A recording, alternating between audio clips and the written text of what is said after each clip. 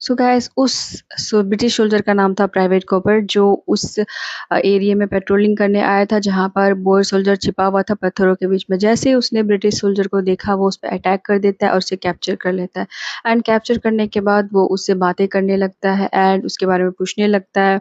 And वो उसे नीच और जलील भी बताता है, क्योंकि वो ब्रिटिश सोल्जर के लिए काम कर रहा होता है और उसे ब्रिटिश एम्पायर की ढेरों कमियां गिनाता है। बहुत सारी चीज़ें उसे बताता है और समझाने की कोशिश करता है कि कैसे ब्रिटिश एम्पायर जो है वो बहुत बुरी है। बट जैसे ही वो बातों में खो जाता है, तो वो प्राइवेट कूपर है, वो इसी फिराक में था और वो उस पे अटैक करता है। एंड प्राइवेट कूपर ने इस बार बर्ड सोल्जर को कैप्चर कर लिया था।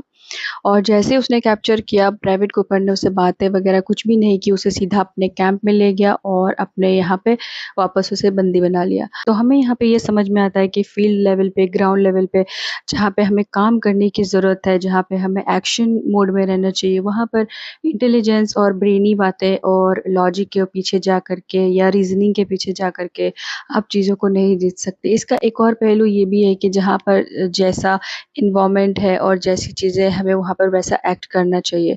अगर बोर स्नाइपर जो था चाहता तो वो उसे अपने साथ ले जा सकता था, लेकिन उसने बातों में वक़्त ज़ाया किया। और जो ब्रिटिश सोल्जर था वो पूरी तरह से डेडिकेटेड था अपने काम को लेकर के। वो बस फ़ील्ड का सोल्जर है। वो बातें नहीं, वो ज्ञान ज़्यादा नहीं देता एंड वो दिमाग से नहीं सोचता, उसे बस लड़ना आता है।